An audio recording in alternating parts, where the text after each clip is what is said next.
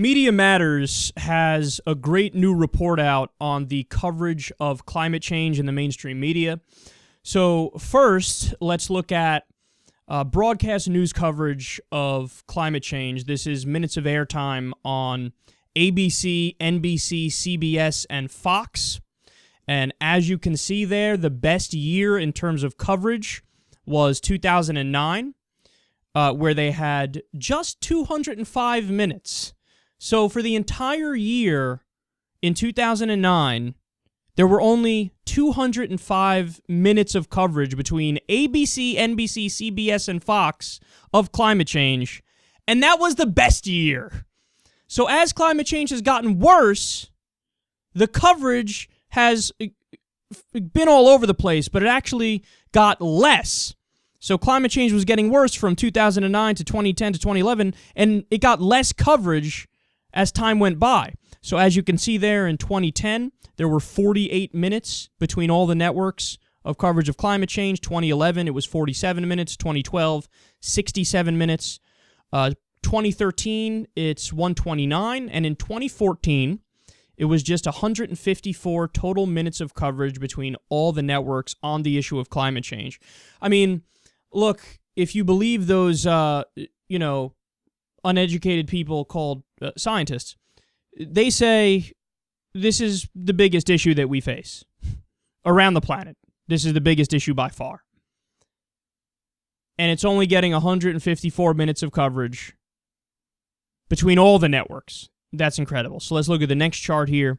This is total coverage of climate change in 2014. And it's in terms of segments. It's broken down as segments here. So on ABC's This Week, it was just 4 segments. ABC World News, 5 segments. CBS Face the Nation, 4 segments. CBS Evening News did the best job with 13 segments. NBC's Meet the Press only did 3 segments. NBC Nightly News did 11 segments. And Fox News did 2 segments. Probably in those segments, they pretended like it wasn't real. And that other number there is just additional mentions, which doesn't really count because it's like in casual conversation, somebody brings it up, but they don't spend any time on it. So again, in the year 2014, to think that that's it, this is all the coverage climate change got in 2014, the hottest year in recorded history, but they only spoke about it this few times. The only people who did a somewhat decent job, but honestly, even they didn't do it enough, is the CBS Evening News and NBC Nightly News to a lesser extent. So it's quite pathetic, but I saved my favorite chart for last here. Take a look at this. 84% of the people who spoke about climate change were not scientists.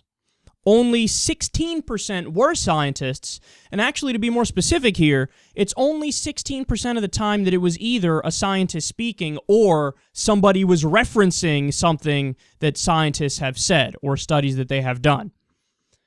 So, not only is the mainstream media woefully underreporting climate change, when they do report it, they oftentimes present fake balance. And only 16% of the time are they really referencing the only thing that should matter in the conversation, which is science. So this is a really, really depressing thing, and it shows you just how terrible old media is. It's a dinosaur on its way out, and this is why new media is going to absolutely destroy them. I mean, I know we've gone over the numbers before, and granted, it is fairly pompous to go over it time and time again, but if you look at SecularTalk's numbers for a full day on YouTube, and you compare that to Wolf Blitzer and the viewers that he has and the key demographic in his 2-hour time slot in the middle of the day on CNN, we actually beat him sometimes. So that shows you when on the internet I'm competing with everybody and their mother and net porn, and mothers and net porn, MILFs. I had to slip that in there. We're competing against all these people, and we are winning. We have all this competition, and we are beating him, and he only has how many channels of competition?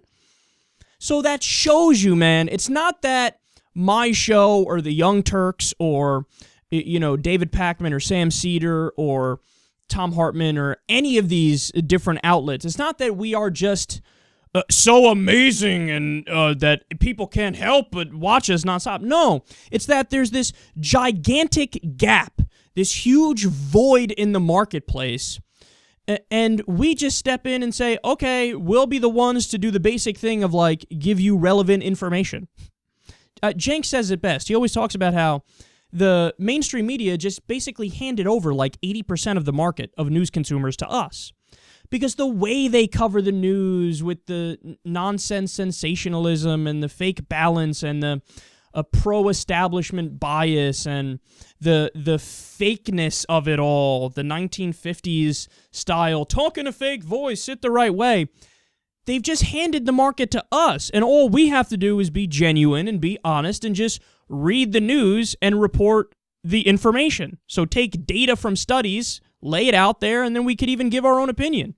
And a lot of people watch because they're starved of what the whole idea of news is supposed to be. They're starved of that very basic thing.